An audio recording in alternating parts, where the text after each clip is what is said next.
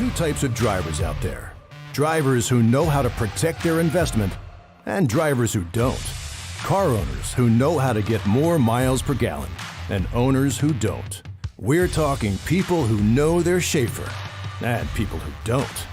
Which one are you?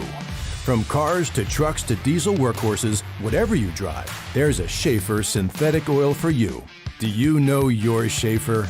Ask for it at an automotive retailer near you.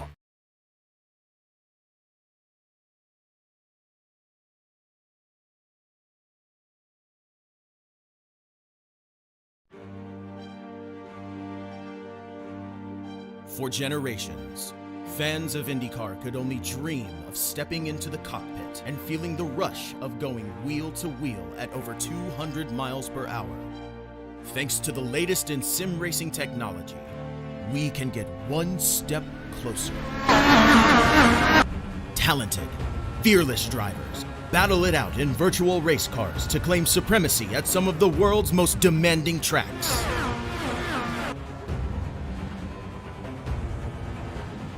This is the RIL, Schaeffer's IndyCar Series, presented by Raceverse.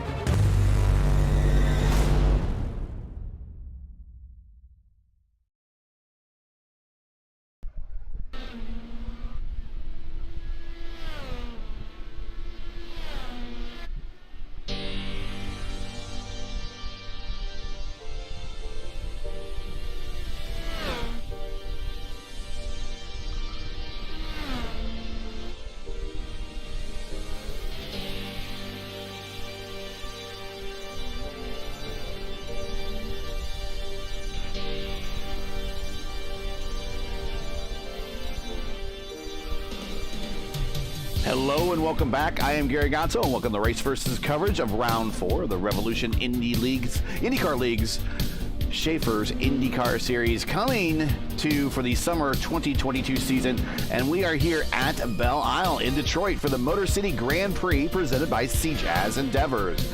As always, joining me for expert analysis in the booth, he is the weekend editor at jalopnik.com and co-host of the Motorsport 101 podcast.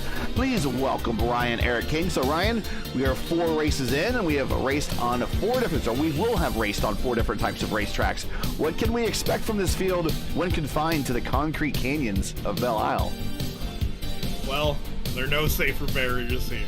You go into the wall and it's gonna hurt. Thankfully, we're all at home on our Sims, so the only thing that's gonna be damaged is your vehicle. Well, yeah, if you have a direct drive, it could snap you, couldn't it? Oh, that is true. Well, we're getting towards the end of practice here, and Ruta Miranda is at the top of the charts for practice at 114.9. Bincy there at a 115 flat, Secret a 115 flat as well, Sanders 115.2, and Hill a 115.3. We're getting ready to go qualifying here. 4 laps solo qualifying coming up here in just a matter of seconds.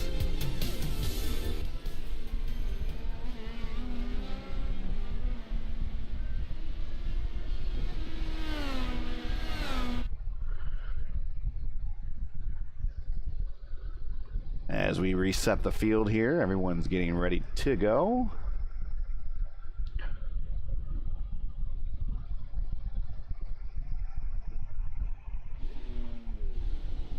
Nate Schaeffer is one of the first to make the jump out as well. Riding on board with him right now at the moment. Matt Houston in a special livery in support of his teammates from the Stowe, Ohio area. This is effectively a home game for them. So you will see 4 of the Raceverse cars in the Stowe livery. But not this one, not Dakota.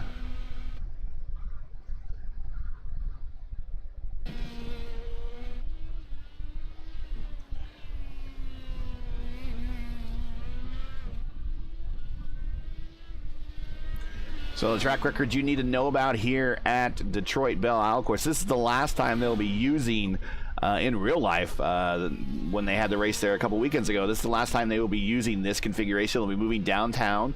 I would assume this will reach legacy status with iRacing at some point, and we'll see a new scan. Hopefully, no telling how long that might take, considering we still don't have Toronto. A new scan for downtown Detroit. We happen to have a scan of Chicago that there's not a race at, but hey, you know, I'm splitting hairs now. But the race track records you need to know about. The kart track record when kart ran here, Juan Pablo Montoya with a 1:13.585. That's 1 minute 13 seconds, 0.585, set in 1999. The IndyCar track record, Josef Newgarden with a 1:14.206, set in 2017 in the DW12. Career win leaders here are Helio Castroneves, Will Power, Scott Dixon, each with 3. Castroneves is notable because he has wins in both kart and IndyCar here. And Graham Rahal and Sebastian Bourdais, each with 2. The Team Penske is the ruler of the roost here, go figure, with 7 wins overall in Detroit.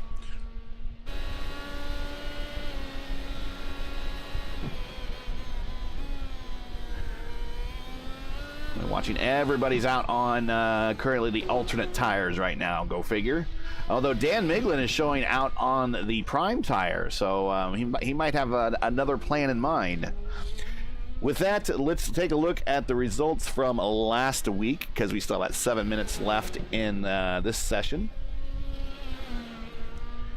Connor Baldwin was your winner last week for his first RIL win and a great duel and a battle holding off Caleb Bency. We will talk about the finish of that race here momentarily when we discuss the penalties from last week. But Connor Baldwin, Dan Miglin, Matt Houston are your top 3 from the race last week at The Rock. I don't know if we'll see The Rock again on the schedule, but I thought it was pretty entertaining. We might even see it again. So we will see if The Rock will show back up on the RIL schedule. Point situation right now, as it looks, Bruno Miranda.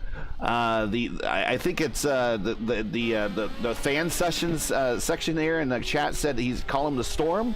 So Bruno the Storm Miranda with a 106 point lead over, a 4-point lead, but 106 total points over Nicholas Johnson with a 102. And then there's a bit of a breakaway between second and third. One-time winner 2 seasons ago, Dakota the Maid here in the RIL. He is P3 with 86. Matt Houston in his first full campaign here in the RIL is 4th with 83. And Caleb Bency, 3-time champ, is 5th with 81. We still have not calculated in the drop weeks yet, but Dan Marrera, Gavin Sanders, Connor Baldwin, Dan Miglin, and Justin Miller round out the remainder of the top 10. Still early, still a lot of people can make moves between now and the end of the season, so there's no reason to panic at this point. And just a reminder on the schedule. Sorry, let me cut you off. Just a reminder on the schedule. We are at the Belle Isle here, round 4. And next week, or actually in 2 weeks, we will have rounds 5 and 6 together. We will do the California duels in Fontana.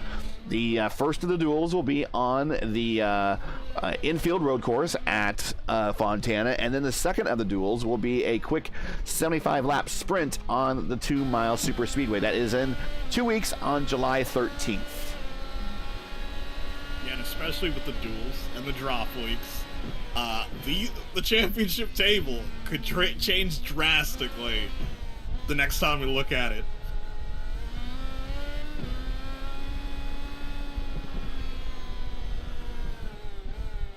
Gavin Sanders on the provisional pole as this moment, a 1:15.3. Matthew Short with a great run with a 1:15.4. Nate Seifert, 1:15.5. Christopher Hill at the 1:15.5. And Bruno Miranda with a 1:15.7. Still about 4 minutes, 30 seconds remaining here in qualifying. We're only taking the fastest 24. Currently on the bubble is Jonathan Liberatore. Actually, he is now no longer on the bubble. He has now been bumped. On the bubble right now, Nicholas Isidro, 24th with a 1:17.4 is his fastest lap. This will continue to change. Hayden Herman now also in that representing that Stowe livery, that Stowe Ohio livery, now on the bubble with a 1:17.3. First off the bubble, Nicholas Sidro, then Dan Miglin, Jonathan Liberatore, Drew White, Ben Carswell, Christopher Kresge, and Aaron Moss also show. I don't know if we're going to see Kresge at all qualify. He might just be in there for admin purposes. let's take a look at, give you a report on the penalties coming out of Rockingham. I don't think he's in the lineup, but Eric Freeman will get an EOL for contact with Jasper and Seifert. Let's see, Gavin Sanders and the incident with Gavin Sanders, Nicholas Johnson. This is going to be key for Johnston. Johnston's going to get an EOL because of that incident. Remember, they were both leading the race at the time, or up there among the leaders. Next coming up with another EOL this race, Dan Morera. He will get an EOL this race if he qualifies. He's currently P19 in the speed chart. Logan Spath, Peter Donchak, the incident between them. It's going to be Logan Spath getting an EOL for this race. So one of the hometown guys with the hometown, I guess this is not their hometown, but the closest their hometown they're going to get. There's Christopher Kresge right there in the RIL car. But looks like Logan Spath in the home uniform is going to be getting an EOL for this race as well. Okay, so here is what happened at the finish last week. So the incident description says Miglin, this is between Caleb Bency, Dakota DeMade, and Dan Miglin, coming to take the green flag for what was going to be like a simultaneous green-white and then a checker. Dan Miglin, who was in second place, was slow to get going during a restart. This is all notes from race control. Bency, who was behind Miglin, gets loose, spins, hits the wall. I don't think he spun. I think he just got loose and nosed into the wall. DeMade, who was behind Bency, passes DeMade on the passes Bency on the inside before the start-finish line, therefore being assessed a black flag automatically by the sim. The resolution is that Bency and DeMade's finishing positions have been swapped, 6th and 7th. So before DeMade was classified in 7th, he is now classified in 6th. Bency was 6th, he is now 7th. He said this acts as a penalty for Bency, which I'm not sure why Bency is getting a penalty on this, to be honest with you, but that's just me. And an abatement of DeMade's penalty. So it's not going to help DeMade just get back on the podium. It's just giving him another position in the final standings. And then a warning has been given to Miglin to be more tentative during restarts. Your thoughts on all that? Oh, I think I agree with you. Not quite sure why Bency's getting a penalty. At the time of broadcast, I did say that it was pretty unfair to be giving out a penalty for passing when not passing a car in the wall. The restart could have caused an even larger incident.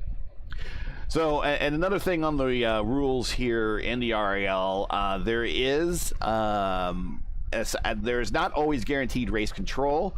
Part of the rules is that the drivers accept black flags as given by the sim, so black flags then therefore are not waived. So that is part of the rules of the league, is you come in, you read the rules before you become a member, and everyone accepts those rules. And if you don't, then I guess you don't have to race in this league if you don't like to, if you don't like those rules. But the rules do say that the black flags will be administered by the sim, and there'll be no waiving of black flags. So I guess there was a situation in the past where a bunch of black flags were given as a result of a start that was flubbed, and they were all removed, and I guess that was the only one and only time, that's my understanding, is that the exception was given, but there's no exceptions going forward. So my take is, and I understand why, because it's a big deal. If you're going to have race control, have race control. If you're not going to have race control, then everything should be automatic.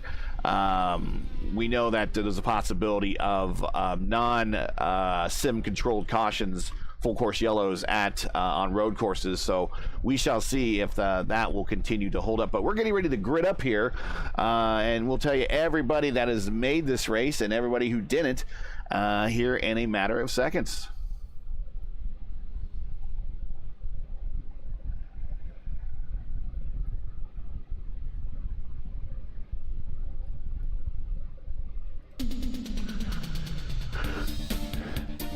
On the pole, Gavin Sanders, followed by Caleb Bency at P2. Nicholas Johnson qualified P3, but he has to go all the way back to the back. Bruno Miranda, P4. Matthew Short gets to move up a little bit. He qualified 5th, but looks like he might get to start this race from the 3rd spot. Christopher Albee, in my favorite livery, the IndyCar Racing 1 livery, qualifies a very stout 6th. He is very good here. Remember, we've seen him when we had the duels in Detroit here do very well, so watch out for Christopher Albee. On the next page, Nate Siegfried, P7, Christopher Hill, P8, Michael DeTurk, P9, Connor Baldwin, last week's winner, qualifies 10th. Logan Spath, he's going to get that EOL. He'll have to go back to the end of the field, but he qualified 11th. Matt Houston, 12th. Dakota DeMay, 13th. Christian Jasper, 14th. We'll be talking about Christian Jasper a little bit tonight. Hunter Ingram, 15th. Justin Miller, a good 16th. Derek Smith, 17th. Shane Coogan, who has won here before. I believe this is the only road course win for Shane. Qualified 18th. Dan Marrera, 19th. He has to go to the end for an EOL. Josh Tucker, 20th. JJ Wang, 21st. Will Ricewood, the 3rd, 22nd. Nicholas Isidro, 23rd. And Matthew Johnston is 24th. Not making the field, Hayden Herman, Drew White, Jonathan Liebertor, Dan Miglin, Ben Carswell, and Christopher Kresge, and Aaron Moss.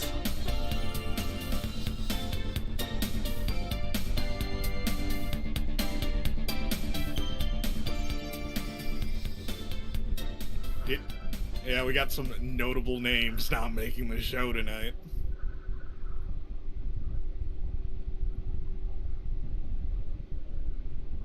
Yeah, Aaron Moss was among the top 20 in points, so that's going to be big on that front. But we're getting ready to go green here momentarily. Nicholas Johnson looks to be starting from the pits, which is probably not a bad thing. Instead of an EOL, starting from the pits, we'll see what happens. Pace car is off. And we are getting ready to go green here in Detroit. Gavin Sanders takes the green flag, and we're off. Green flag here in Detroit, going to the 1.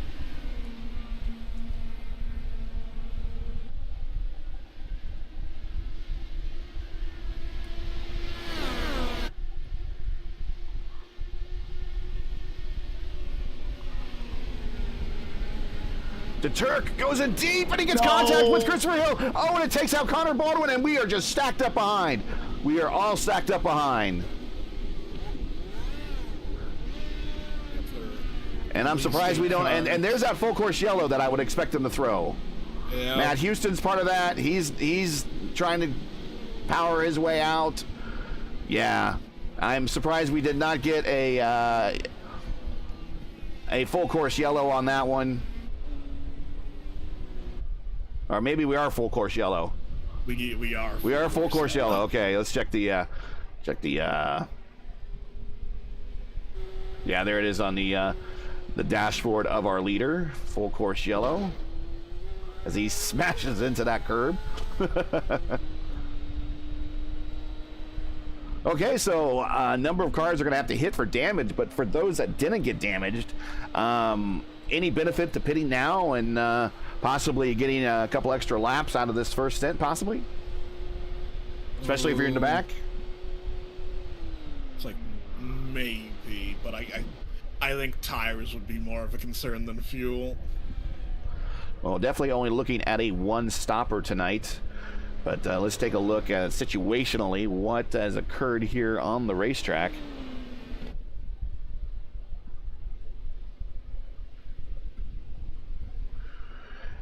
Your leader right now under caution because of the incident coming into, I guess it'll be turn 3 right here, is Gavin Sanders, followed by Caleb Bency, Matthew Short, Bruno Miranda has worked his way at the P4, Nate Seifert P5. The biggest gainer in this whole mess, Dakota DeMay up 6 spots. Will Weisbrod up to World War III is up 14 spots and that whole mess.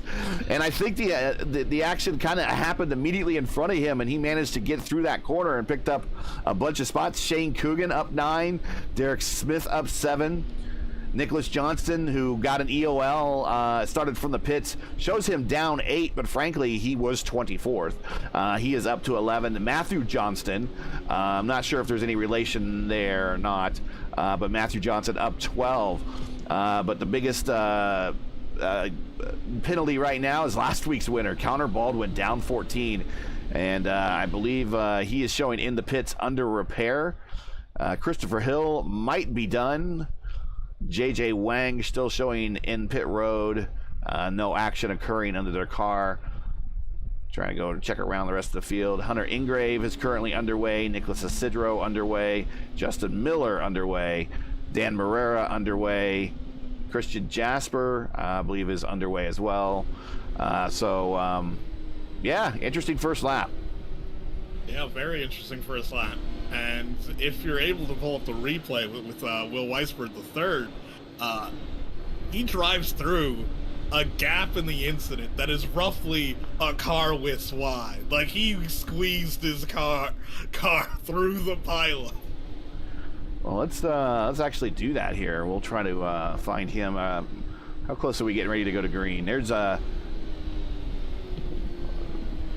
actually see the boss man right there, Matt Houston, with a still needing to get his nose replaced. I think they're waiting for the pits to open.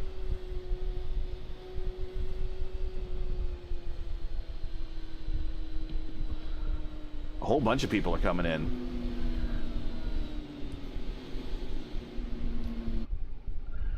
Let's take a look at Will Weisbrod on the start here. Just got to go back in time a little bit here. Don't have a direct queuing system available to us on the on these restarts, so we got to go back like we're putting tape together in the old days. Okay, here is the pileup. Let's get on his roll bar here, and let's ride on through with World War III.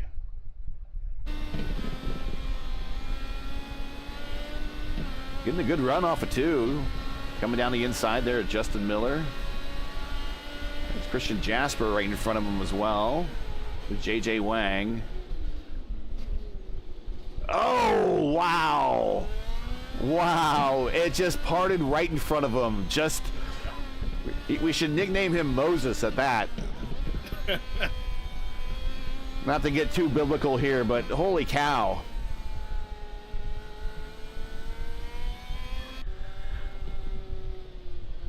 All right, now the luckiest man on the racetrack is him. You should probably go get a lottery ticket when this race is all said and done with.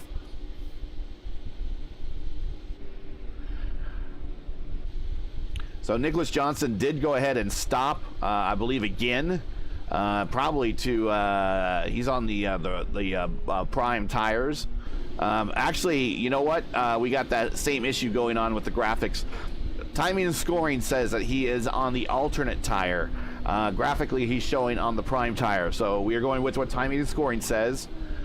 Derek Smith also pitted, showing him on the prime tire as well. Dan Morera pitted and showing him on the alternate tire. Matthew Johnston, he also pitted, showing him on the prime tire, even though he has the red sidewalls. Christian Jasper pitted, showing him on the prime tire. And Matt Houston got the new nose and everything. He is currently shown on the alternate tire still. There he is. And that is graphically shown. So he must not have switched off the alternates of before. Probably sticking to his initial strategy. Hunter Ingrave, he is currently shown on the alternate tire as well. JJ Wang still getting worked on at the moment. Christopher Hill still getting worked on at the moment. And Connor Baldwin still getting worked on at the moment. Oh, and we have a incident that occurred under caution here. Yeah, that is not how the rear wing should be mounted on the car.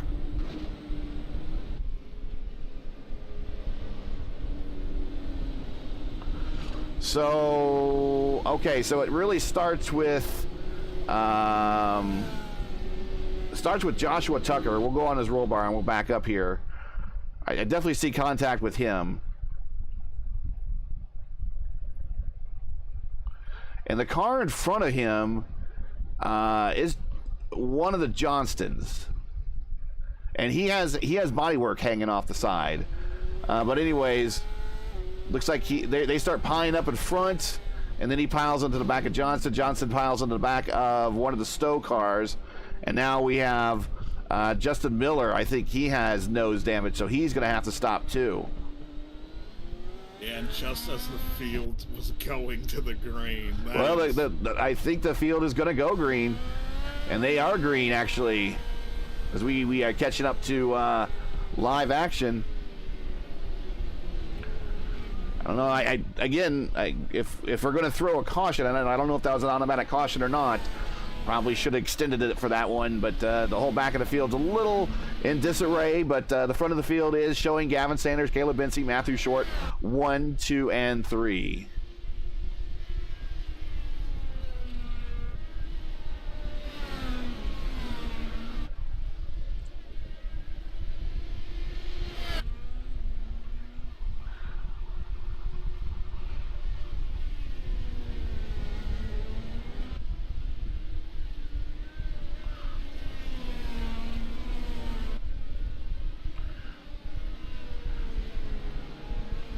We're watching the action here on the racetrack. Hey, Ryan, would it surprise you that half of everyone watching tonight right now have not subscribed to this channel? Oh, absolutely not. According to YouTube analytics, 50.9% of you are not subscribers. Let's change that right now. Help us on our drive to 1,000 subscribers. You can, if you enjoy Race First coverage of the RIL Schaeffer's IndyCar series and respect the stream, please do us a solid. Make sure you support us by subscribing. We have less than 200 subscribers to go to get to the magical 1,000 mark. So if you can help us you can help us by hitting that subscribe button right now, just like this. And we can't get there without you. And while you're at it, don't forget to smash like and click the bell so you don't miss out on future Race First iRacing broadcasts. So let's get back into it at Detroit, where Gavin Sanders is your leader. Yep, and after the attrition of the first couple laps, we're down to 17 cars in the lead lap.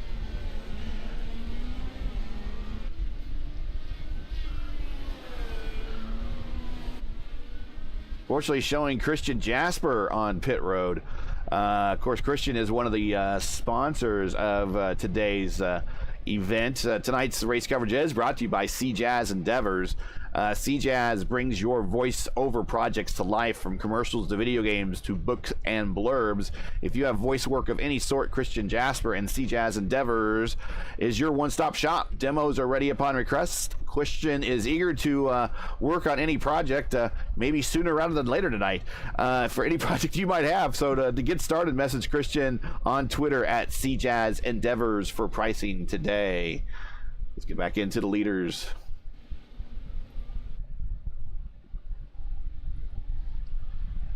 Yep, things are starting to calm down, but we're quickly closing in on lap traffic. Take a good look at a battle back here for 10th.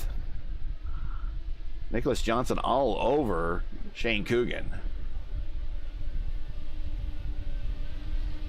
He wants around desperately. And that whole incident on the first lap has done nothing but help him. He's going to look to the inside of Coogan. Going to outbrake him coming into 3, and he clears him. Yep.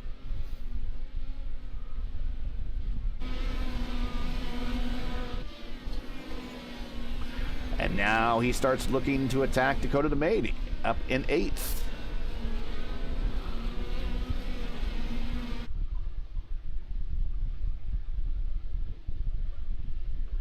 These are your closest battles on the racetrack, actually, at the moment. Look how much deeper Johnson can break in some of these zones than everyone else. Yeah, well, that's definitely an advantage. You got to make sure you don't break into someone's car. He is setting up to try to take a shot here at Dakota. Takes a look, ducks back in. Probably going to take a look right here coming to the start-finish line and turn 1. Looks like he's able to complete it before then. And another position for Nicholas Johnson up to P8. Now he's looking at Will Weisbroods up next.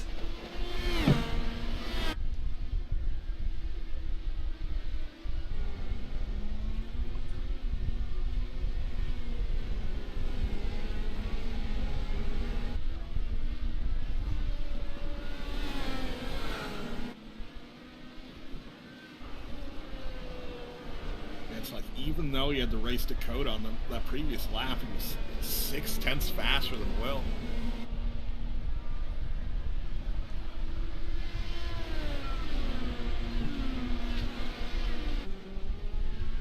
Yeah, that time by Johnston, a 1:17.2, Weisswood a 1:17.8, and same position kind of where he caught Dakota last time. He's right back there going through the carousel, I guess carousel complex if you want to call it that. But he's right on the tailgate again, probably going to take a pop out and take a peek here, coming to the, ooh, Will almost smacked the wall, a little tank slapper.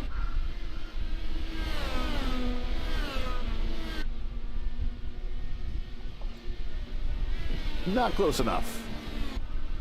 Will grabbing part of the curb there to help the car rotate.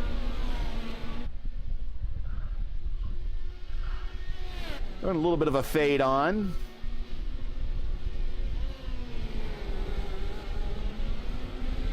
Now he's real close.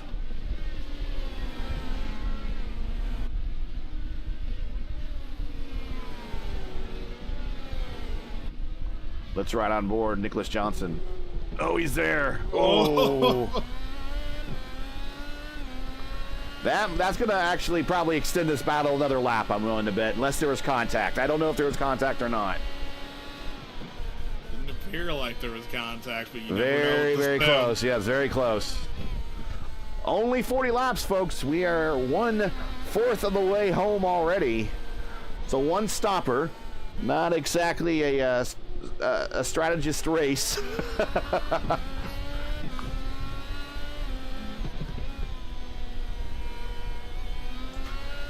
Will miss the apex on the turn before there.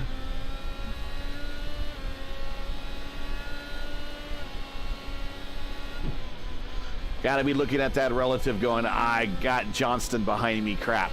Oh, a little bit of a, I think he might have scraped the wall just a little bit, unless that was just a net code showing sparks. Gonna take a look to the inside. Gonna go to the inside. Gonna go in. Is Will gonna stay there? Oh, this is an entertaining battle. We're gonna stick with it.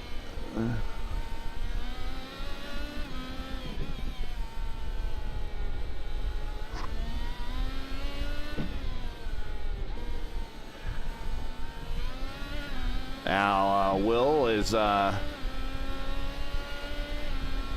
the alternate tire, whereas Johnson is as well. But I believe Will's tires are a little bit more used. I think Johnston. No, both these guys have not pitted. Johnson started in the pits though. So who can manage a pair of or a set of used alternates better than the other?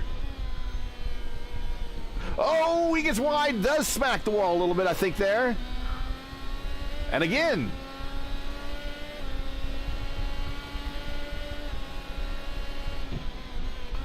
All right, let's check out this passing zone one more time. He is squirrely coming through those corners. He's on the button. And I think he's going to get him this time, unless there's contact. Nope. Oh, he goes wide, almost into the barriers. But he pulls it off. And, well, something happened to Will Weisswood. Yeah, he just lost it on corner exit. Yeah, lost it on corner exit. Let's check it out. We were on board with Johnson when that happened.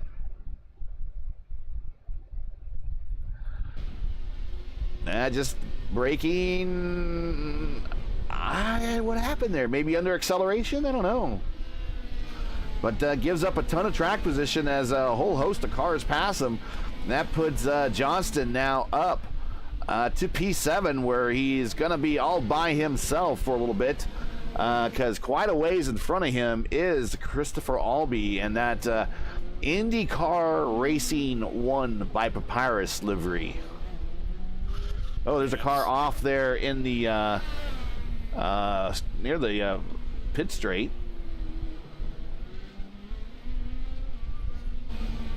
Yeah, just glancing at Will's onboard, he just puts his foot down and just didn't have rear traction. It just looped it around.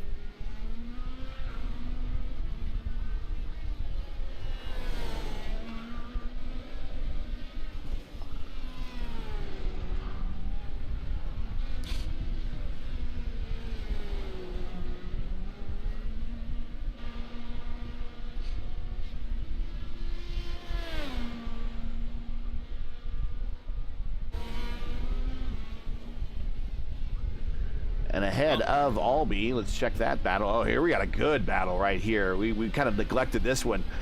Bruno Miranda, I think he's kind of holding these guys up. What do you say? A little bit. Normally Bruno's not the guy holding guys up. Normally he's on the attack, but right now when you got two guys in that close proximity behind you, I think you're holding up the line just a tad. That's going to allow Christopher Albee to kind of sneak back into this battle. He is still a ways off. He's about 3 seconds behind the battle, but this battle right here is for third between Bruno Miranda, Matthew Short, and Nate Schaeffer.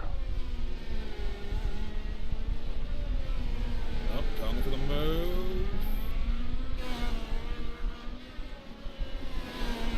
Well, Bruno is seemingly pulling away a little bit now on this one.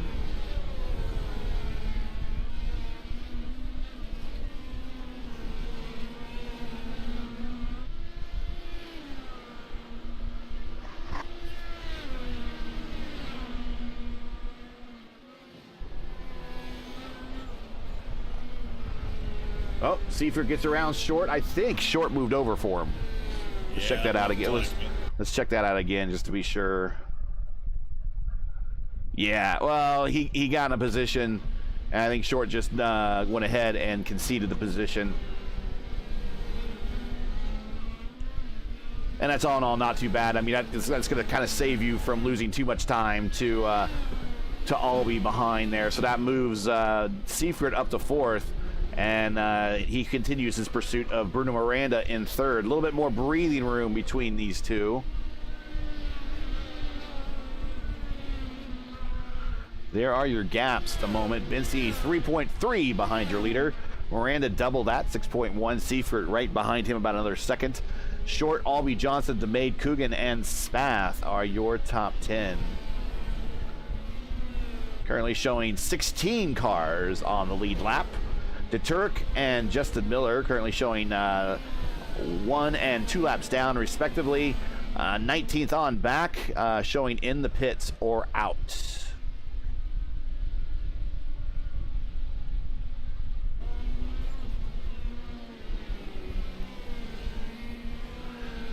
Coming up to the halfway point here shortly.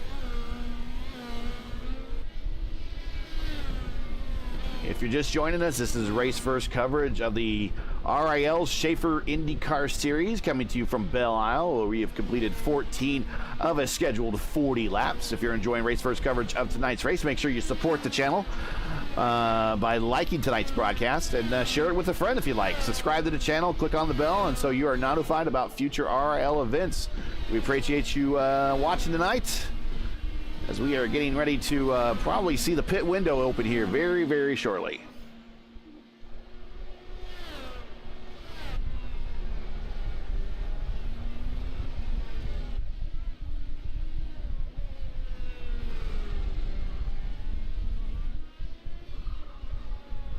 There is your leader, Gavin Sanders, looking for hopefully another RIL win here.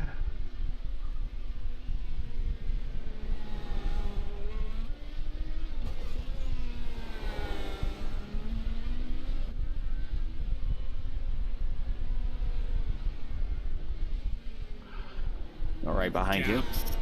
Go ahead. The gaps at the front are fairly comfortable. 3.5 or so back to Bentley, and then, almost 2.5 back to Miranda. Seifert, if you saw that in the background, getting squirrely on the exit there, just trying to put down as much power as he can, as early as he can, to close the gap to Miranda again.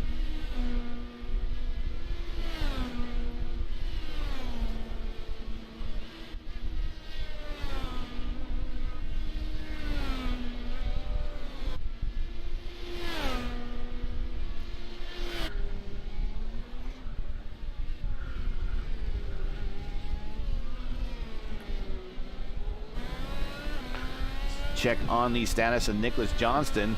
There is his next car that he's attacking, that little blue dot that just turned stage right there. That is Christopher Albee. That is the next car he is attacking. Albee's about 5 seconds in front of him down the road.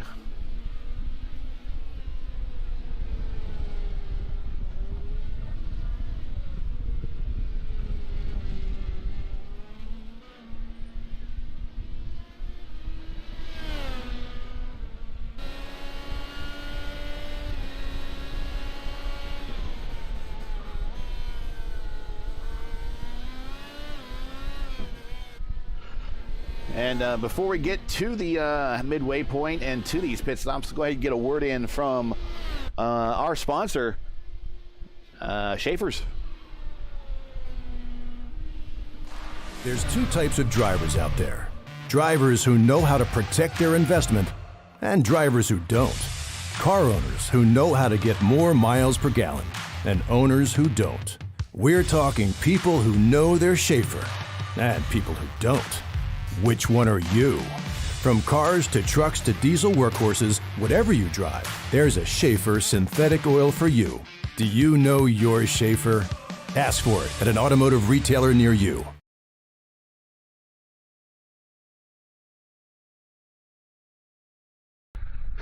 And we're back. Haven't missed anything. 17 of 40, reaching the coming up to the opening of the pit window and the midway point of this Detroit Grand Prix presented by CJaz Endeavors.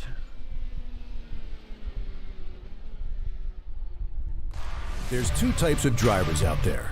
Drivers who know how to... Sorry, I didn't mean to be doing that. Schaeffer's oil, I've never had it. Give a little extra screen time there to Schaeffer's. They deserve it.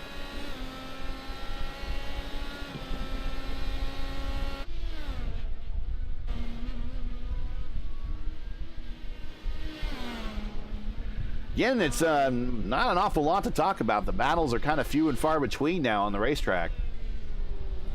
Yeah, it's sort of waiting to see which driver at the front of the field is going to be the first to come in. I think this is about the closest battle right here. Battle between Logan Spath and Shane Coogan for 10th. Less than a second between these two. And then behind him, Nicholas Isidro and Derek Smith. Again, this is probably the closest proximity of cars on the racetrack right now at the moment. Logan Spath had that EOL. Sort of that stow. We got a piece of... somebody into the wall. Who is that? That is Derek Smith. And that is terminal.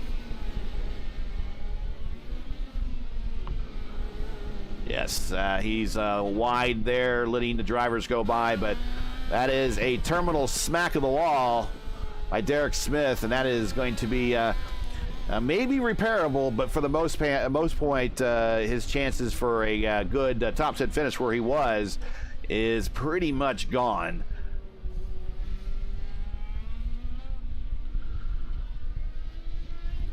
Again, back up to where we were watching the battle between Coogan. Now the Maids kind of getting into the battle here. They're catching up to Dakota here. So you have two race first affiliated. Actually, the first three cars in the picture there, all race first affiliated cars. Johnston, Coogan, Spath. Spath in that hometown home game livery for Stowe, Ohio, which is this is the closest the series is going to get. No Mid-Ohio race this year, I believe.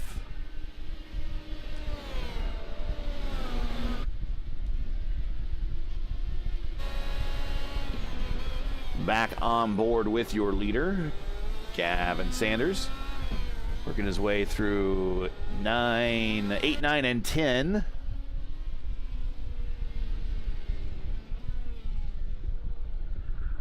The skilled drivers always take that so smoothly through there. Yeah, it makes it look real easy. It makes it real until I get behind the wheel, and then it's like smack each one of the walls. That is Justin Miller between Gavin Smith and Caleb Bency. Currently showing a lap down at the moment.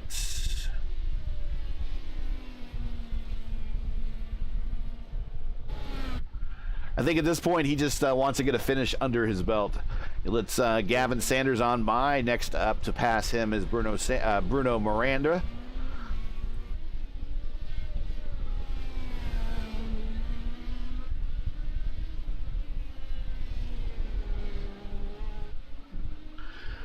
Of course, congrats in order for Gavin Sanders. Finished second at the Lionheart, would have been the Speedway Series presented by Moza Racing. at Nashville. Finished second, a very challenging race there. Started pretty deep in the field, I think 11th or 12th, and worked his way up to the lead. And got, of course, anybody that's raced at not New Hampshire, but Nashville in the Indy cars, any one of the Indy cars, it's very challenging there.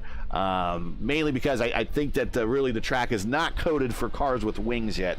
I think it's pretty much coded for cars with fenders at the moment. But he had a very challenging race there, managed to finish second.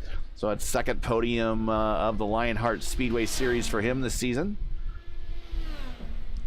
Yeah, a lot like Nashville, Belle Isle, especially that first sector there. The surface, really bumpy, really easy to lose control of the car if you're not focused, at 100%.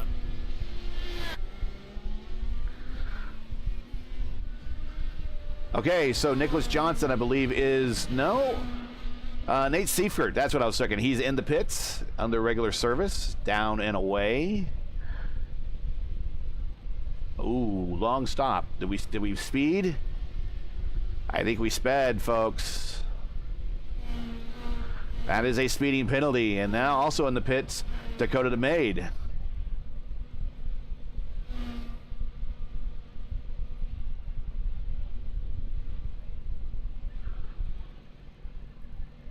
Did he get a speeding penalty too? No, he's down the way. Gets a little damage fixed at that's what. He got a little damage fixed on the nose. He is down in the way, and Dakota is going to finish this race out. Even though it shows him on alternate tires, he is on the prime tire.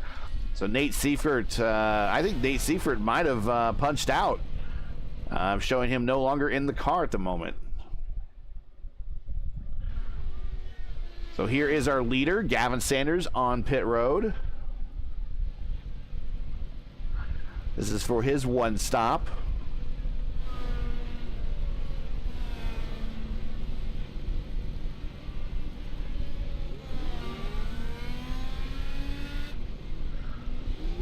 That turns the lead over to Caleb Bensey. Still on the track. Bruno Miranda also on the track. Matthew Short still on the track. Nicholas Johnson still on track. So Gavin Sanders is out behind Johnson. Christopher Albee on pit road. Looks like regular service. And he's done. Matt Houston picking up positions while going through this pit cycle. Isidro on pit road. Yeah, it looks like Nate might be done. I think Nate withdrew. Oof.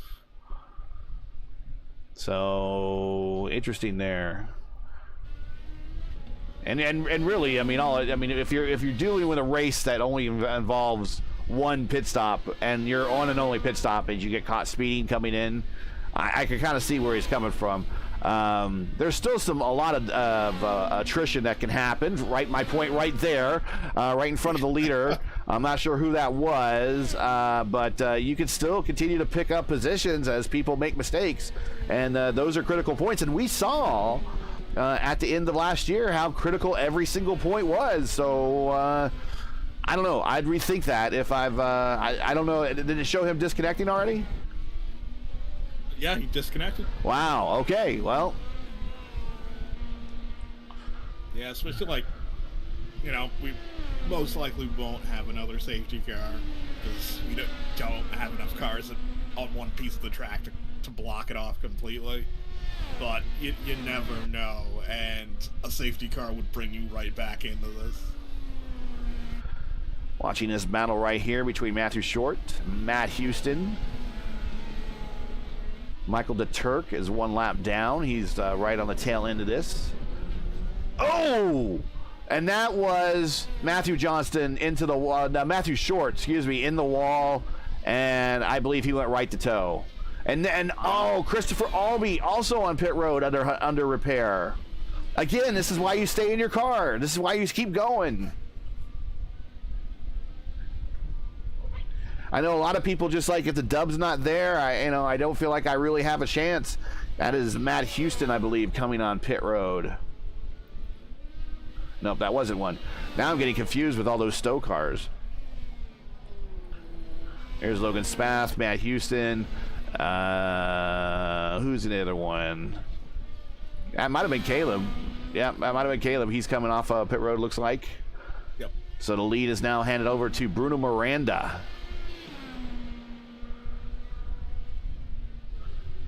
Everybody in Brazil, wave your hands in the air. But yeah, we're on lap 24 now, so I'm assuming Bruno's going to come in. I don't think. Couple of laps. I don't. Well, we don't have the hybrid yet, so I don't think he can do this whole race without stopping.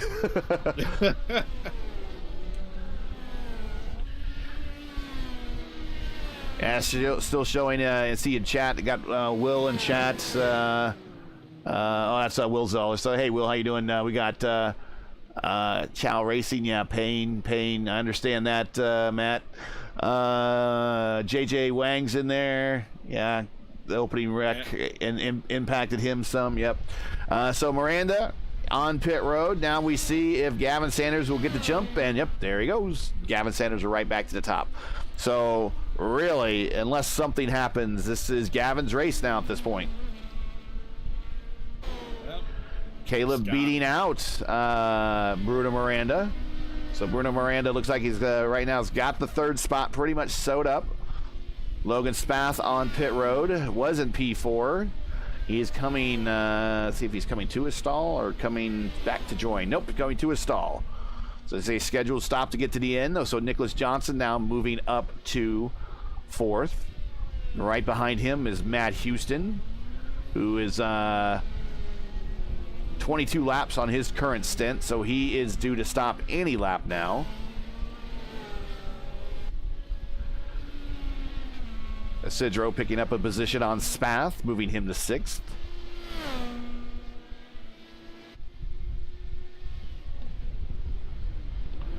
Oh, got a little squirrely. Careful. Bring those tires. Should have tires up to 10. He's only four laps on his current stint, so they should be up to 10th there. Just pushing extra hard though, trying to maximize the sweet spot of those tires. Justin Miller just hanging on, picking up a position there off of Matthew Short, who is looks like is done.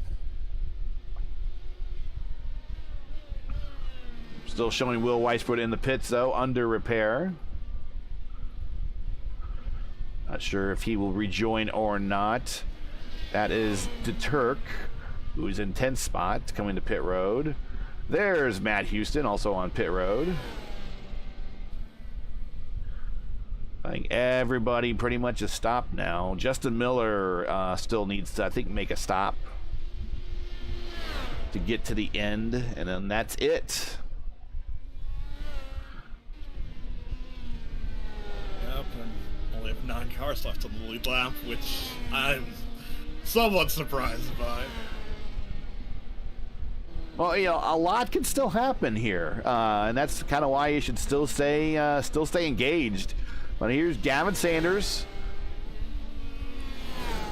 of course, from Canada, right across the river here.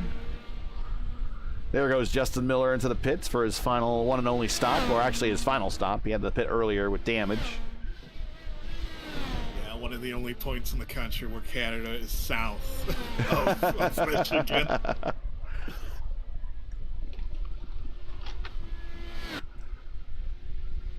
A big 5-second lead over Sanders. Sanders over Bency. Again, 2 cars racing under the Race First umbrella. Then we got Bruno Miranda, who is your points leader. Remember that. Looking at another solid finish here.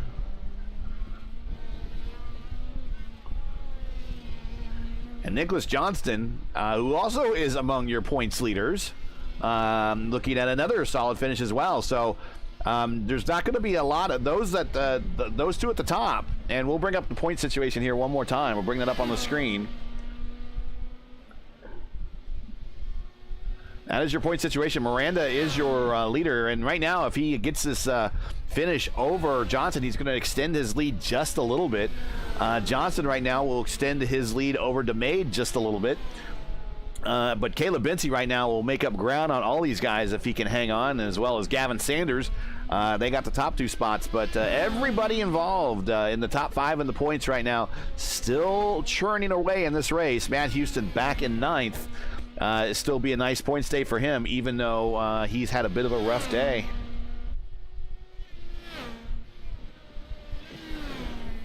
$28-40.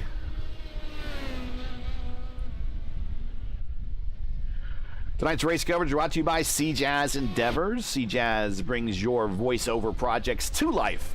From commercials to video games, from books to blurbs. If you have voice work of any sort, Christian, Jasper, and CJaz Endeavors is your one-stop shop.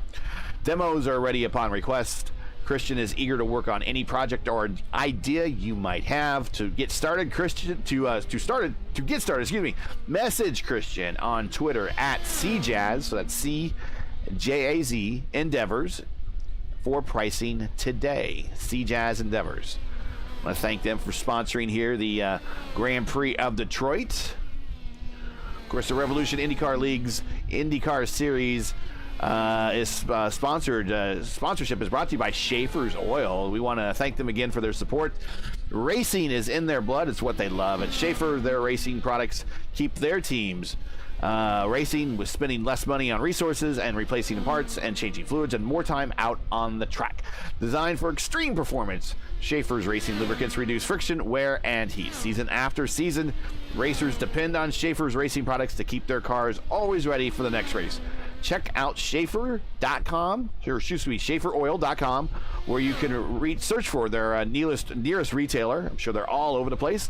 Or click on a link in the broadcast description below, and it'll take you right there. That's Schaeffer's Oil and their sponsorship of the Schaeffer's IndyCar Series here with the Revolution IndyCar League.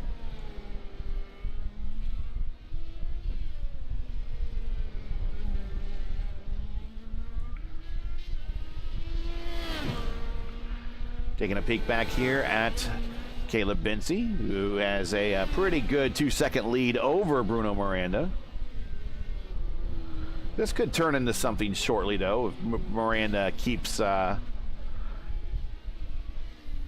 the pace. Last time by, they are almost identical. Caleb was just a tick faster than Bruno. Let's see what they this time by. Caleb a 117 flat. Bruno a 116.6. So Bruno on the attack.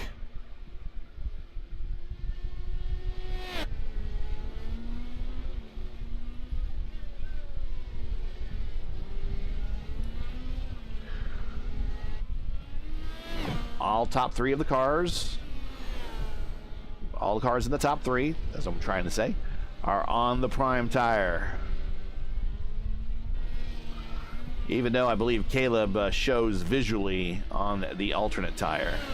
And that is a bug in the software with iRacing. It has been reported, yet to be fixed yet, but it's a known issue, I understand now. I assume they'll get to it when they get to it. Well, it's IndyCar, so that's exactly when they'll get to it. If this was NASCAR and they showed the wrong type of compound on the side of the car, it would be fixed tomorrow. It'd be fixed yesterday.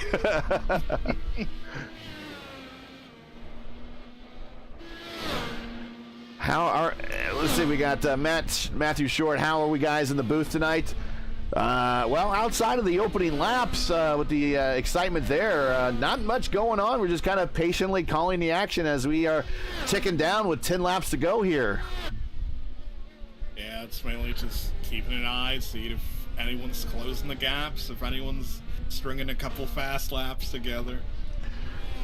Once again, if you're just joining us, we've got 10 laps left and the race here at Belle Isle on Detroit. We're round 4 of the RIL Schaeffer IndyCar Series, coming to you from Belle Isle, where Gavin Sanders currently leads with 10 laps to go. I want to thank everyone for joining us. Make sure to smash that like button, subscribe to the channel so you don't miss out on the next RIL race. All the good stuff we expect from all great viewers like you. Thank you very much.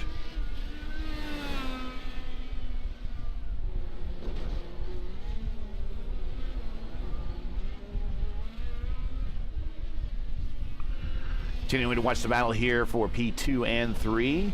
At time by Benzie, a 107 flat. Miranda, a 116. Excuse me. Benzie, 117 flat. Excuse me. Miranda, 116.7. So Miranda reeling him in. Is he going to have time, though? 9 laps to go. It's gonna be close.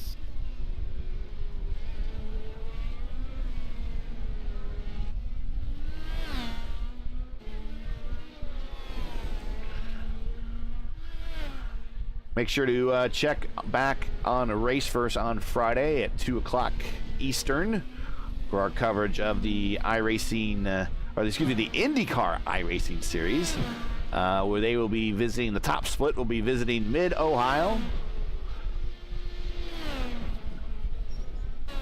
Again, coverage of that begins at just a little bit before 2 p.m. Eastern on Friday. Top split for the IIS here on Race First. Again, we'll check out the times between these two one more time. Coming to the line.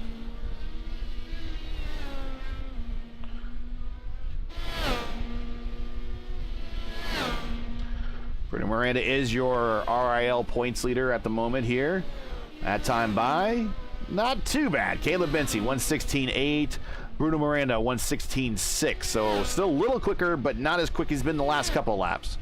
8 laps to go. Sanders has himself about a 5-second lead over Benzie. Let's take a look here in this battle for 5th at the moment. Spath and Isidro. This is a battle for the top 5.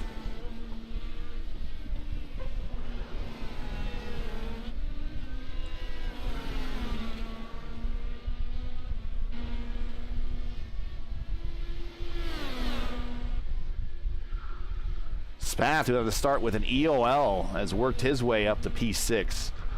Been a little bit of an attrition has helped him, but hey, you know, that's all part of the ball game.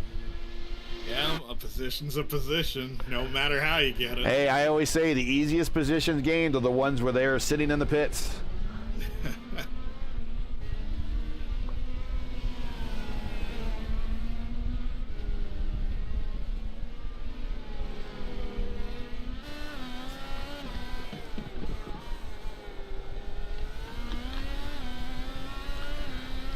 Isidro on push to pass, trying to pull away here.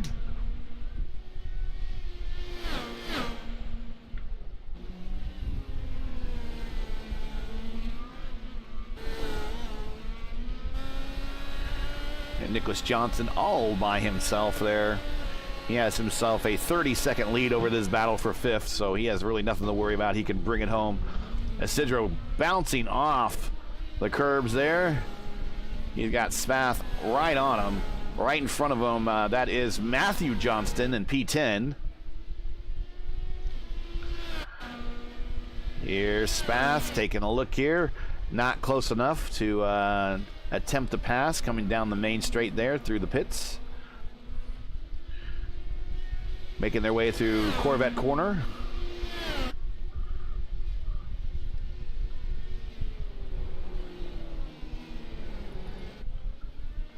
We got Matthew Johnson there again. He's got to see these guys in his rearview mirror.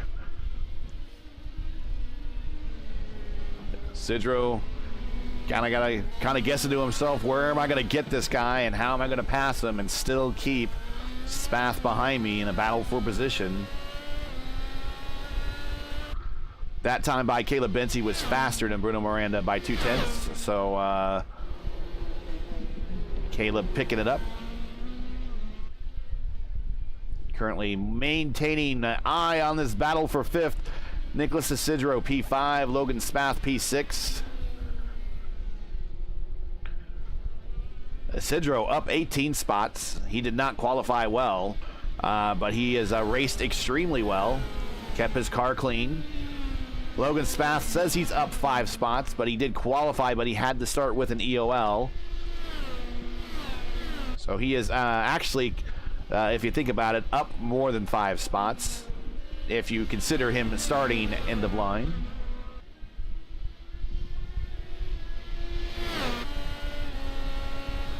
There goes Johnston to the inside, giving room to the two battling for position. Both are by safely, and so they can continue to battle without the lap traffic. 6 laps to go here at Belle Isle. We got 2 weeks off here in the RIL after tonight. And then we will be headed to Fontana for the California Duels. First race will be a race on the infield road course at Fontana, something that we have not seen before.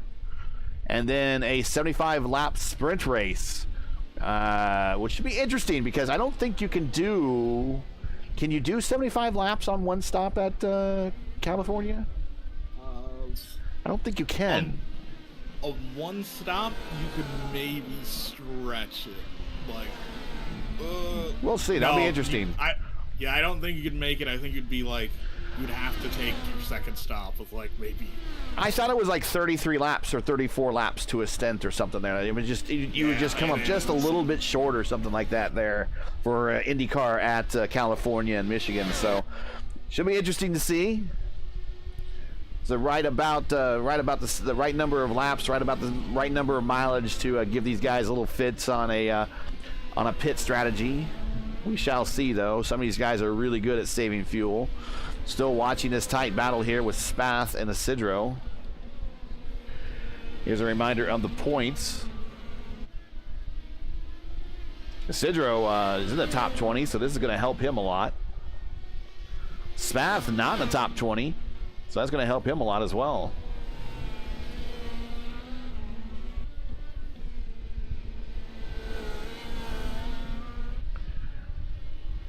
I think we got two guys that are just with really worn tires at this point. I don't know if they can really mount an attack on each other. Or one can mount an attack. The other one can defend pretty well. Yeah.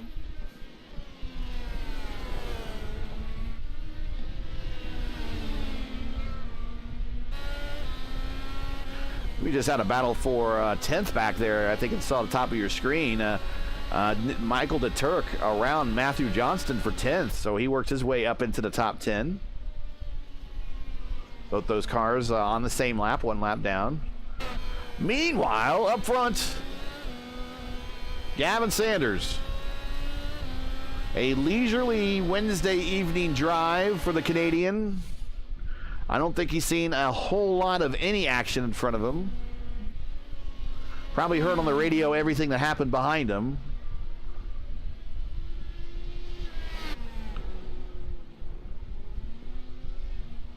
Just 3 to go now. Not much time left. Here's interesting. No, here's Matt Houston up into the top 10. P9. Right in front of him is Shane Coogan. And then Dakota DeMay. That's a battle for position right there. Both Shane and Houston on push to pass, trying to reel in these battles.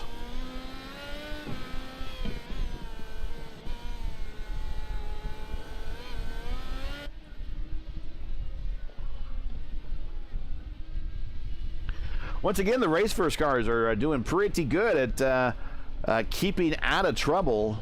Really, the only one that I believe had trouble tonight. I don't think anybody. I don't see any one of the race first cars really.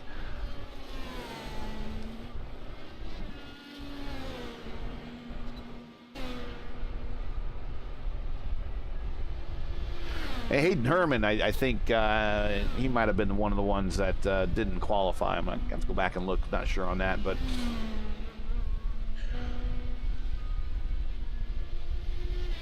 still everyone else keeping their nose clean. 2 laps to go. Gavin Sanders hasn't quite got the Grand Slam. He's going to get he'll get the Triple Crown. He'll get the pole position. He'll get the win. Who has the fastest lap? Let's take a look at that one real quick. Gavin Sanders. Surprise, surprise. He has a 1:15.4. Am I reading that right? Wow. So the fastest lap by far. We can also change that in the overlay here real quick. Yeah, 1:15.4. Bensi at 1:15.8. Johnston a 1:15.5. Those are your fastest laps there. So right now he's got the Triple Crown, has not been able to lead every lap, mainly due to the pit stops. But hey, you know, Ryan, you can't win them all. Yeah, you can't win them all. And converting a pole to a win, always, you know, comfortable no matter how you do it. Riding on board, he's on push to pass. Use him or lose him, might as well. He's got the fuel to make it. He's got the white flag. I believe right in front of him is Matt Houston. I believe he might let the boss man stay on the lead lap. What do you think?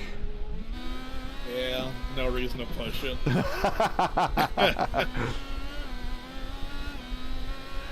On push to pass again. And he's out. He's done. Oh. Oh, no. Oh. Matt. Smacking walls and lighting them up right in front of the leader. Just pull over. Just pull over. You don't want to do the extra lap. I think he's going to let the boss man stay on the lead lap here.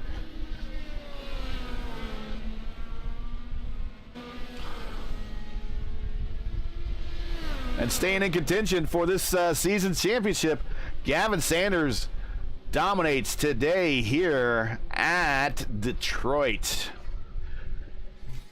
I have not seen an RIL race that in a while that's pretty much been that dominant from start to finish.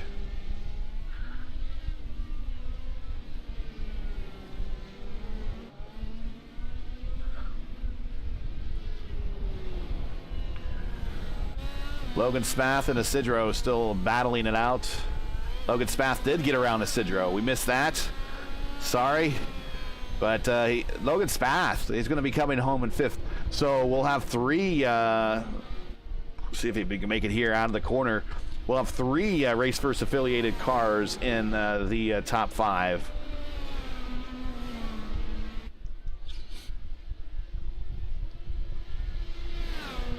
Great job by Logan.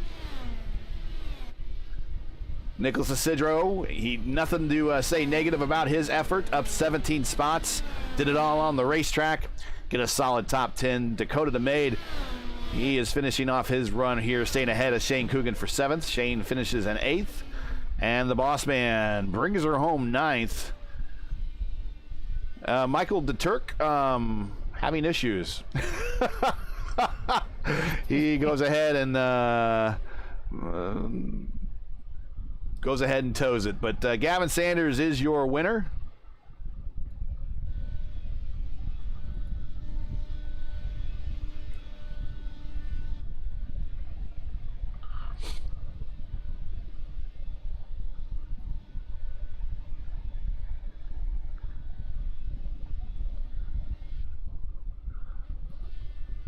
And just momentarily, while we watch donuts here, I just want to reload the overlay here so we don't get slow performance, and then we'll get looking at tonight's final standings.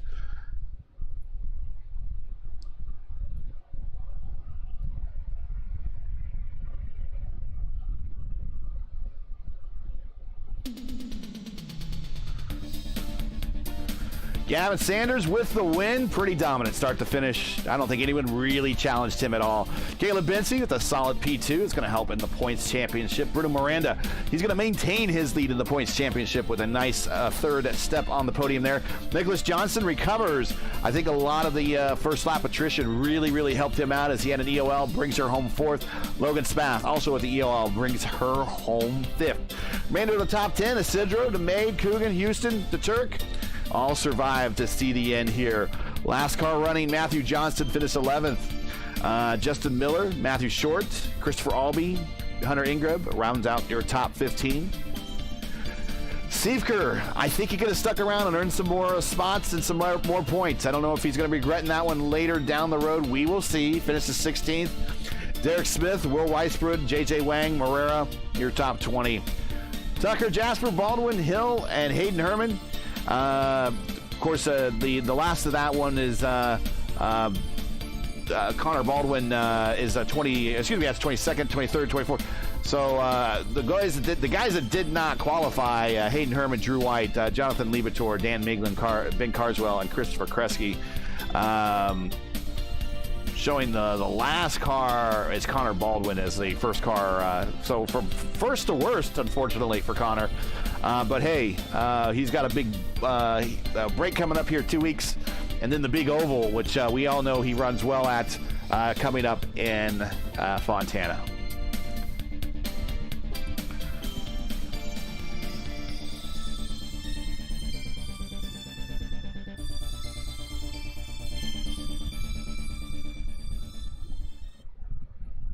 All right.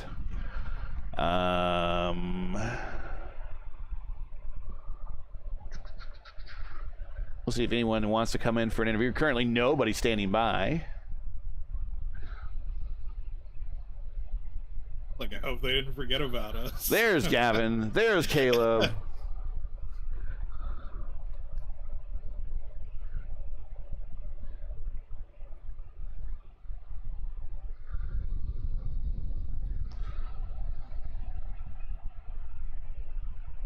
All right, so let's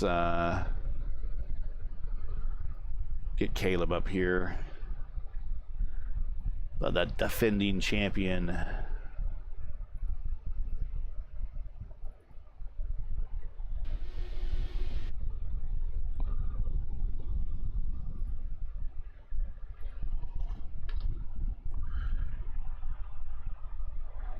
And we're back. There we go. And let's get Caleb up here. Hey, Caleb. Pretty run-of-the-mill podium. Nothing really exciting happened in front of you. Just kind of saw the back end of Gavin disappear in the far into the distance there. I think all the excitement happened behind you guys. Yeah. Are you bored? Did you fall asleep at all, or what? I can absolutely guarantee you that no, not at all. No. that track is just so demanding. Like, it is just, you make one comment to someone on the radio, like just something, you like have a little slip up and it was like plowed down a wall. So no, you gotta be on it constantly there. So but yeah, I like that track. Is just so much fun. Like, you just have to skirt the walls constantly, a lot of oversteer, you got some understeer, some corner, like you're just constantly fighting something. So yeah, I thought the pace on the Reds would be a little better than what it was, but yeah, I just kind of held station there. I think me and Gavin Lee had a 5-second gap that entire black stint. Yeah. So we were running pretty identical times there, but yeah, I mean, considering Detroit and how much I heard from the people in other parts of the pack, I'm pretty happy with where I was the whole race. Other than that, a good points day, so you're gonna make up some ground on the points. Of course, you had to miss the race because I think you missed the race, right? You were on vacation. So that's gonna be your drop week. So this is gonna help. So all things considered, not too bad here. Got anything for him there, Ryan? No, nothing in particular. The only question I had was, were you surprised that the safety car was deployed after the first corner? Well, the fact that I didn't see it, yes, I was surprised. But what I heard about it, no. So, it was carnage. It was carnage. Yeah, that's what I heard. So, based on that, I am not surprised. But yeah, you're always not expecting a yellow on a road course. But I mean, I think the Reds were actually okay to go like 20 laps. Like I mean, at least us, like the top three, I think, had them in a pretty good spot to go that far. But yeah, that yellow kind of helped that strategy and helped you get past that point and weren't struggling too bad. The last 2 laps were pretty bad. Tried to do the overcut, but of course those 2 laps I stayed out, they fell off a cliff. So yeah, I mean, again, just considering the track, considering what was going on around other parts of the track, I'm very, very happy with how that went. Shout outs, anyone to say hi to? Yeah, obviously thanks to you guys, Race Versus Always, for putting on broadcast. I know I got family and friends as always watching. And yeah, obviously Fun and Fanny as well. It was Stone Motorsports night as well. If you guys could probably tell, yep. Stone Motorsports cars on. Thanks to Dakota for the schemes, and yeah, no, it was cool to get out there. Unfortunately, Hayden, I feel so bad for him. He just missed out on the show, but yeah, no, it was pretty cool to have us all out there, and put one on the podium's not bad. Yeah, I should wear them all again in another race and just make sure all 4 show up on the grid. But yeah, it's unfortunate that the 4th one didn't show up. But a good day for you. Good day for, even though there's no teams championship, but overall day for the team, not too bad. Yep. So congratulations. And now we got a week off, and then we're going to Fontana. Have you practiced up on the road course there, on the infield road course at Fontana? I did one of the RIL Roval races. It's the only one I ever did. Dakota will remind you of that constantly because he baited me into thinking you have to fuel save, and then as I'm crawling to the finish line, he waited for me and beat me. So, but that's a very, very fun track. But so I'm looking forward to that. I feel like out of the Rovals I've done, that's definitely up there. It's just kind of got an odd, but fun flow to it. So. All right. Well, duels in California are next. Have a nice week off, and congratulations on the podium. Yeah, thanks. Shout out Logan too. It's a first top 5. Yeah, great job on him. He ran down Sidro and stalked him until the very end there. We missed the pass, but we did see that he managed to work his way up. So a great run. You're right, for him. So yes. Good day for the team overall. Yes, absolutely. All right, thank you guys. I got a note here from Bruno. We'll put his car here on the screen. He says, I'd like to thank you once again for the broadcast and everyone at RIL. Very difficult race. Tried to walk on the track, not to crash. Was afraid his PC would crash because this track pulls a lot of frames per second. Well, if you think about it, yeah, there's a lot of drawing around this track. So thank you very much to all the friends. He doesn't have his translator today. He'll promise he'll start taking English courses. No need. You can send us.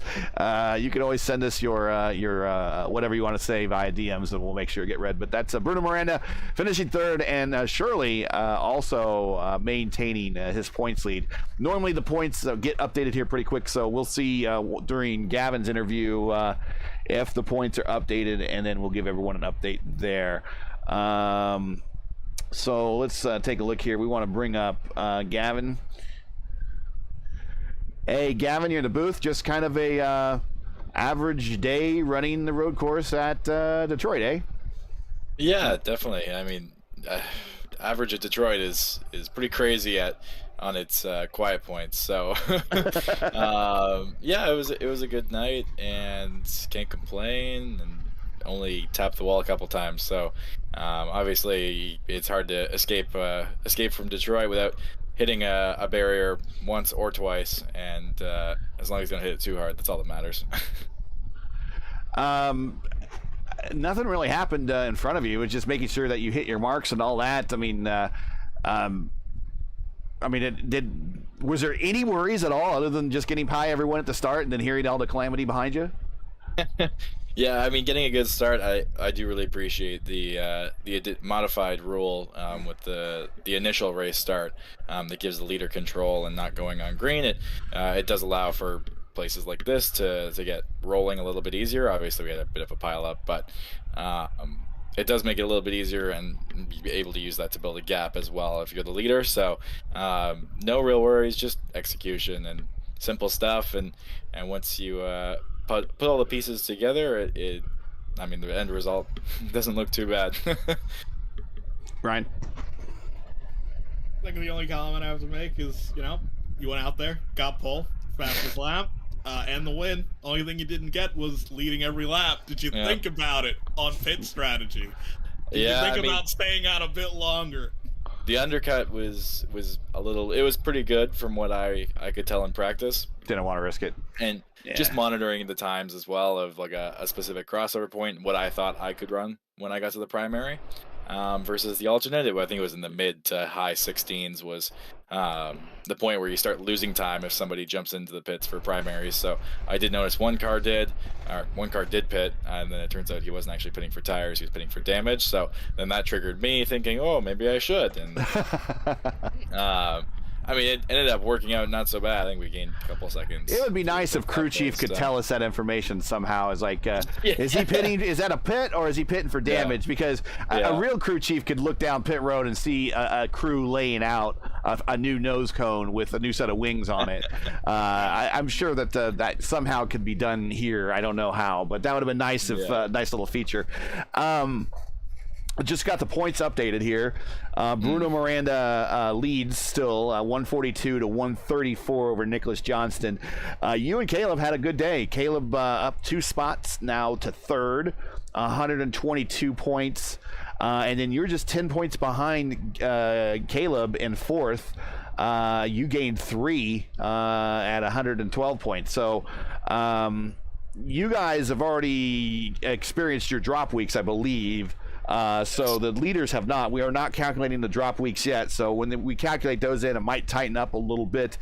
But you moved up to fourth, so you're within striking distance of the lead, and we just only completed the first quarter of the season. Yeah, not so bad. I think we were in a similar position last season, so it isn't too bad. As long as I can make all the races, we're looking to be in a good spot, and especially with the drop week already taken, it kind of sucks to take it to a place like Barber, but obviously nothing really can do about that. So, Yep. No, it's looking good, and I mean 3 race first cars in the top 5 is not bad, and one. I mean, if you look at the top 6, it's 4 out of 6. 4 out of 6. So doing pretty good, and I mean, obviously there's no teams, but it's nice to see at least. Shout outs, anyone to say hi to? Yeah, big shout out to everybody watching at home. Obviously to Raceverse for putting on a great broadcast week in, week out. And you guys, I really appreciate everything you do. Sunset Arctic Games, buy Echo Blade on Steam. It's on sale this week. Yeah, it's on sale this week. You better buy it. That's all I'm going to say. All right, well, there we go. Gavin, congratulations on the win. We will see you. Enjoy the week off, and then we will see you at the duels in California, first with the road course, and then the quick sprint race on the oval. Looking forward to it. I'll see you guys then. We'll see ya. Bye. All right, I didn't mean to cut him off, but yeah, here is the just did a real quick with the snipping tool. I'll drag it into the screen here so everyone can see. Bruno Miranda with an 8-point lead, 20-point lead over Bensi, 30-point lead over Kevin Sanders. Actually, I think Gavin and Dakota are tied, but Gavin has the edge because he has wins. Matt Houston 6th, Dan Marrera 7th, Justin Miller 8th, Isidro 9th. So he did a great job by surviving and getting that solid top 10 to work his way up 10 spots in the standings. And Connor Baldwin, I think he wants to forget this might be his drop week. Actually, I think he might have missed one of the opening weeks, so he might that drop week might already be used. So this one's going to be a tough one to recover for Connor. Most everyone has 4 starts, but the see Bensi and Gavin there with just the 3, and then the 2 for Baldwin. So everyone a full schedule right now is 4 starts. So that's the point situation. We'll have a graphic all set for next race we have at California here in a couple weeks. But quarter of the season to go. We've raced on just about every type of surface except the super speedway yet, which we will get to here in round 6, but it'll be all part of the double header at California. At that point, we've raced on every type of surface imaginable here in the RIL, and right now we've worked our way out of the concrete canyons for a while, but man, outside that first lap, this was pretty much a by the numbers run for Gavin Sanders. Yeah. I think on my podcast we call this, after the opening a couple laps, we call it sort of a spreadsheet race where you're looking at lap time, seeing if anyone's closing the margins in, and Gavin pretty much was untouchable. Like, no one could put in times faster than him to start clawing at that deficit, so he just walked away with it. We might have to be using that term here, spreadsheet race, because when we do broadcasts, of course, we want everyone at home to see everybody on the track as much as possible, and of course those close battles, and we're always looking to see where those close battles are, and it's kind of almost like reading a spreadsheet a little bit. We're like, oh, okay, let's clear and get the cameras here to see this battle. So not many of those to show, but there were some, and hopefully everyone was entertained at home. But Enjoy your week off there, Ryan, and we will see you in 2 weeks at California. Oh man, I always love the big speedways, and I've never actually seen a race on the infield road course. I think the only racing I've ever seen on it in real life is, I think at the early 2000s, AMA Superbike raced on the infield Really? road Okay. course. I figured like the Daytona prototypes or something would have back in the day when they used to kind of follow NASCAR, was they were like a feeder or the back in lack of a better term, the opening act, I guess, on weekends when NASCAR didn't have Xfinity or trucks with them. But okay, yeah, we'll have to check it out. It'll be new, something for everybody. I know they've been wanting to race on that surface for a while, so you will get to see it.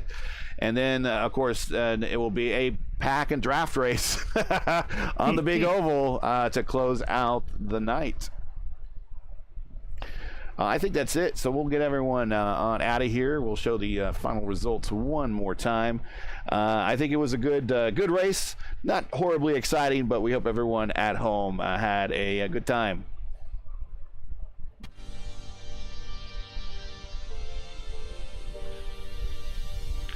So that is it for tonight. Once again, your podium from Detroit is Gavin Sanders, Caleb Bency, and Bruno Miranda. Join Raceverse again in 2 weeks as we'll be coming to you from Fontana for the California Duels for rounds 5 and 6 of the Revolution Indy League's Schaeffer IndyCar Series. That's Wednesday night, July 13th, with a start time of roughly around 7:45 Eastern time right here on YouTube at youtube.com/Raceverse. Now, as you know, the YouTube algorithm game is not easy. So please help support Raceverse with the weekly grind. Leave a comment below. Let us know what you thought of tonight's race. And if you liked it, let us know by clicking a thumbs up. And if you enjoyed tonight's coverage, support us by smashing that like button, just like this. We'll give one to you here. Just like that. Easy peasy. And if you're new, click subscribe and notify so you don't miss out on the next Raceverse IndyCar race, which will actually be this Friday, part of the NTT IndyCar series. When the IndyCar iRacing series echoes and follows their schedule, we will be bringing the top split action from Mid-Ohio, 2 p.m. Eastern time on Friday. Hitting the bell will guarantee that you're always getting the correct day and time in your area. Keep your browser set here for the most in-depth IndyCar knowledge at all iRacing. That's Raceverse. We know what Indy means. Detroit Grand Prix sponsorship paid for by CJaz Endeavors. CJaz brings your work or voiceover projects to life, from commercials to video games, from books to blurbs. If you have voice work of any sort, Christian Jasper and CJaz Endeavors is your one-stop shop. Demos are always ready upon request. Christian is eager to work on any project or idea that you might have. To get started, message Christian on Twitter at CJaz Endeavors for pricing today. Revolution IndyCar League's IndyCar Series naming rights paid for by Schaeffer Oil. Racing's in their blood. It's what they love. At Schaeffer, their racing products help racing teams spend less on resources and less on replacing parts and changing fluids and more time out on the track. Check out SchaefferOil.com, where you can search for the latest and the nearest retailer in your area today, or click on the link in today's broadcast description below for business inquiries and to learn more about what we do here at... and if I can find the right graphic. More about what we do here, Raceverse. Follow us on Twitter, and you can always go to our webpage at raceverse.com. You can follow all of us via our Twitter handlers. I still don't think we have one yet for us. So I'll just go ahead and put our IIS stuff up here, and I'll have Matt get one ready for us here in a little bit. So for Ryan, Eric King, everyone at Raceverse, I'm Gary Gotso saying all thanks for watching, and to all the men and women serving in the military and as first responders, Godspeed, God bless, and come home safe. Thanks again. Catch us in 2 weeks in the duels in SoCal for the next race of the Revolution Indy League's Schaeffer's IndyCar Series. Good night.